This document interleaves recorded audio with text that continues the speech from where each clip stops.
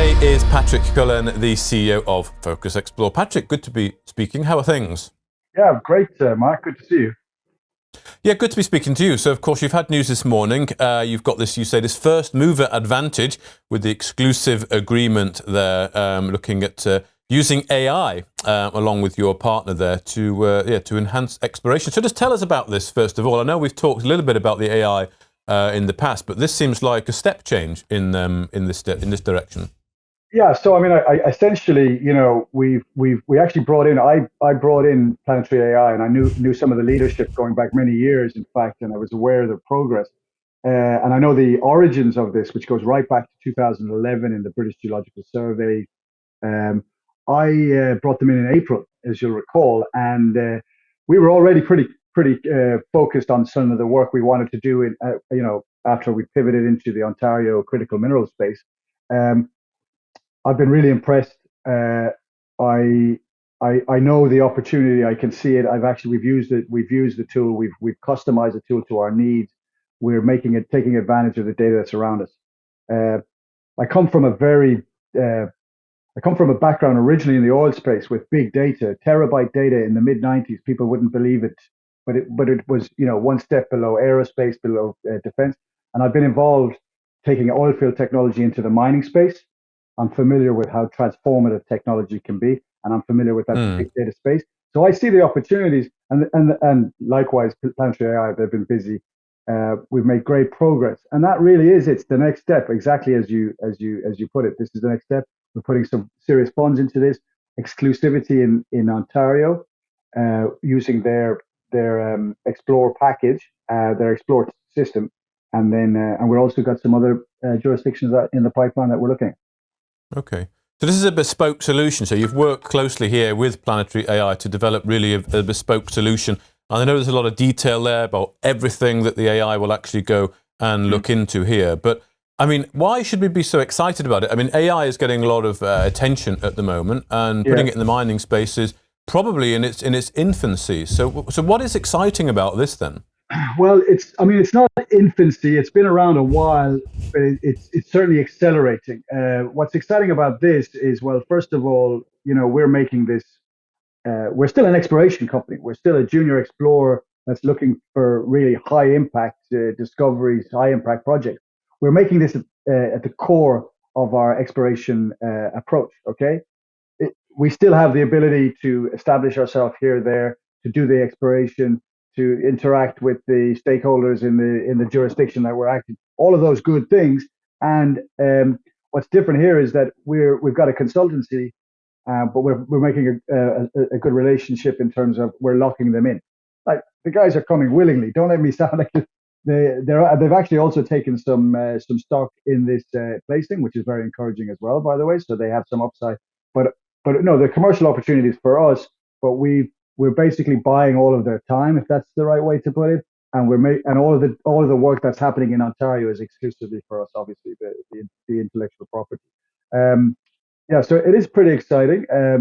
Others can look at other opportunities in terms of AI consulting and such, but again, I underline the legacy and the history and where the Xplore system has come from in Planetary AI, and that's important. Okay.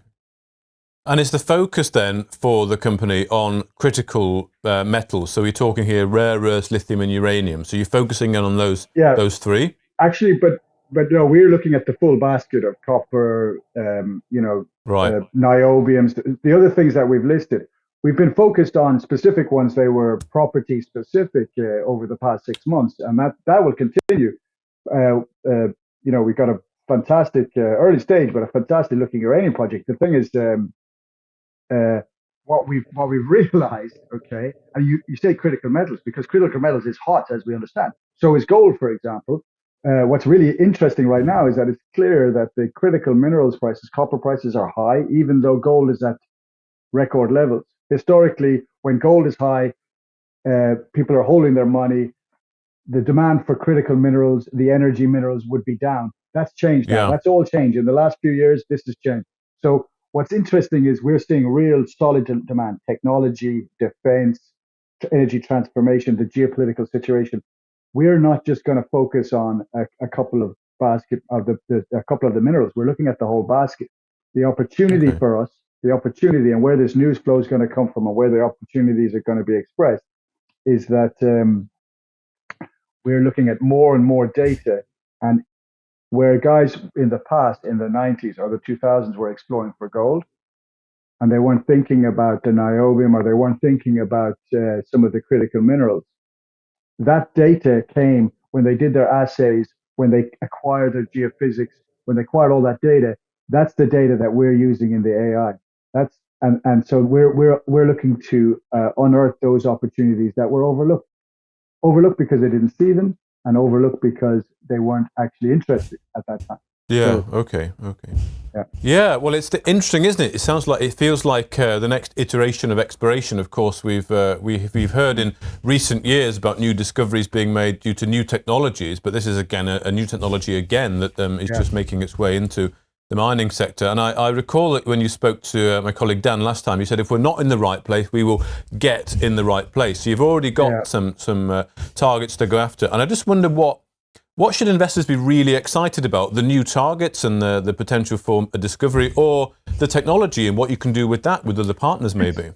It's the integration of the two, really. It's taking the human intelligence and the capability and bringing in the artificial intelligence and the big data. And people are doing that. We are pioneering in this with this company in this particular way, and the customization, I would say, particularly in Ontario. But others are doing this. But I would underline that the others who are doing this are doing it at scale. Are private equity, big money out of California, private equity money in Australia. There's certainly that I'm aware of someone who's moving in this direction in the junior exploration space in London, and that's I guess that's the exciting thing for the opportunity. We're still a very small market cap, and we have some big plans. I suppose that's the presentation. Okay. And of course, as part of the announcement, you announced you raised money as well, which is obviously good to do. So what can we expect to see from the company in terms of either giving us some data, some flavors of what's coming from the AI angle, or indeed, renewed interest on targets? Yeah, I mean, we're already been busy with this. We've been busy with this since April, and we've been learning and we've been spotting things. So we've already established new targets. We've already spotted opportunities. So I would say expansion, and acquisition. We're looking at. But we still have the same fundamental principles in terms of how we would go about that. We're looking for, a low cost, high impact opportunity. So that's either through staking or doing clever deals for us to recognize the opportunity where others haven't. So there will be news flow in that respect.